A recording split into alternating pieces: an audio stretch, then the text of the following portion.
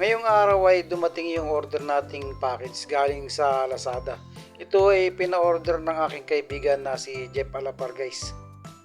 Ito ay isang speaker na medyo low class ng konti pero okay lang naman, at least magagamit guys.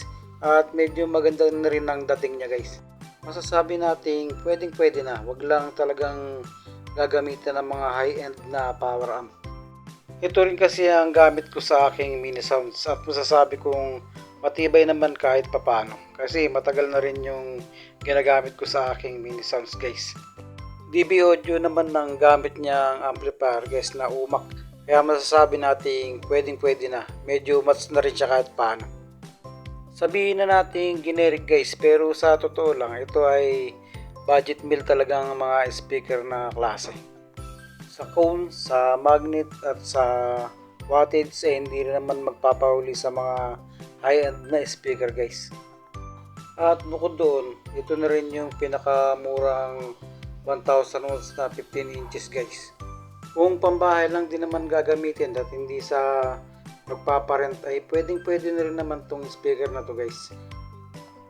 Ayan na siya guys, makikita na natin kung ano bang laman itong box na to at kung ano bang physical appearance niya at kung ano bang tatak niya at kung gaano kataas yung watts niya guys.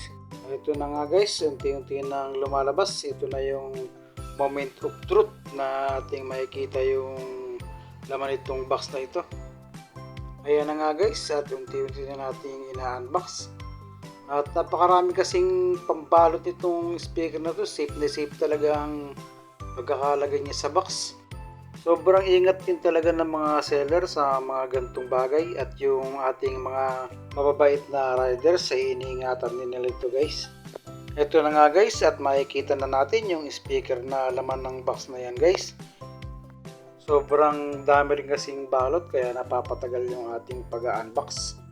Ayan na nga guys, konting hintay na lang at pupunit-punitin na natin tong bubble wrap para makita na natin yung laman ng speaker na yan guys. O yan na nga siya guys, oh. Tanggalin lang natin yung plastic. Ayan guys, physical appearance niya ay okay naman, bagong bago talaga yan guys. At yung pinaka-cone niya ay matigas din. Ayan, okay na okay naman siya guys. After naman natin ma-unbox yung isa ay di-deliver na natin yan sa ating kaibigan para ma-set na. Dito natin isi-set up yan guys sa MCB box na ito. Habang binabaklas yung box ay makipagkulitan muna tayo sandali sa aking pamangkin na si Julie. Hi guys! Welcome to my vlog! Hindi pala, hindi pala. Wala sa mga taga-digi dyan. Setup na natin yung speaker sa box at maya maya ay makapag soundcheck na tayo. Yan yung kanyang mid-high 12 inches na 900 watts. Yan yung kanyang sub, dalawang MCB 15 at diretso sound test na tayo.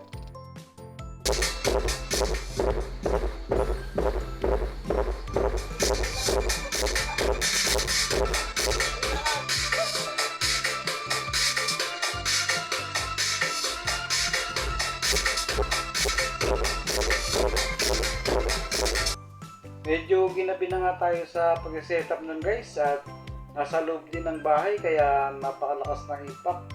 Yun lang guys, hanggang dito na lang. Maraming salamat. See you soon.